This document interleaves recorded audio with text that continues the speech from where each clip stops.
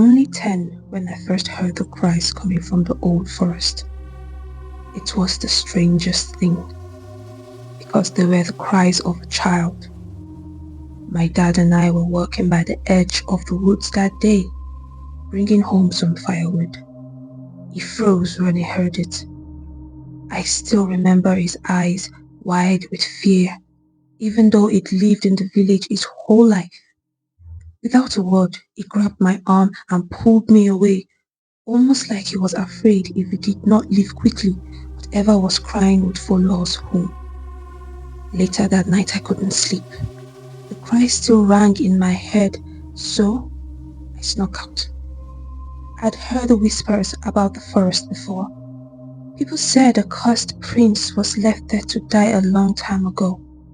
A prince who as a child had strange powers that his own parents feared. They called him Akali, meaning never rests.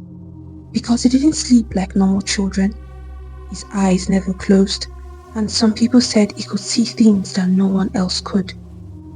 But still, a child is a child, and it was his cries that had me walking alone into the woods, deeper than I'd ever gone. My heart pounded, but I kept following the sound, weaving between trees, ignoring the shadow that seemed to stretch and sway around me. The cries grew louder, pulling me in until I reached a small clearing, and that is when I saw him. He looked about my age, but his skin was pale, like he had never seen the sunlight. His eyes were wide open, staring right through me, as though he was looking into my soul. But his mouth was moving in silence, even though the cries filled the air. I realized then that he wasn't crying. It was his shadow that was wailing, twisting and writhing on the ground like it was alive. I tried to turn back, but my feet couldn't move. I felt like something held me there, a force I could not see. He pointed a finger at me, and his mouth finally moved in a voice like sand scraping across stone. Please, don't leave me here. Suddenly, I felt the weight lift. I turned and ran, not stopping until I was back at the edge of the village. I burst through the door, waking my parents, who listened in silence as I told them everything. My dad went pale and muttered under his breath, "The prince, he wants freedom."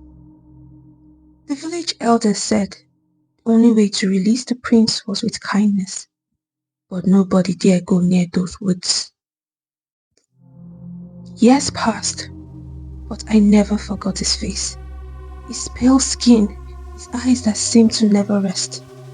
Every night, I could still hear his cries echo from the trees, growing softer as I grew older. When I was 17, I decided to go back, taking a small gift with me, a blanket my mother had sewn. As I reached the clearing, I heard his cries again, faint and weak. There he was, looking the same as he had all those years ago. I wrapped the blanket around him, whispering, "You are not alone."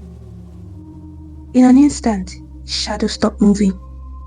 The prince gave a small smile, a sadness still lingering in his eye, and he whispered, "Thank you."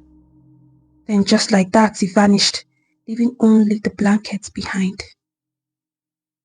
They say his cries never echoed from the woods again, and on quiet nights when I pass the forest, I sometimes feel a strange warmth, like someone is watching over me. It feels like gratitude, like a presence finally at peace.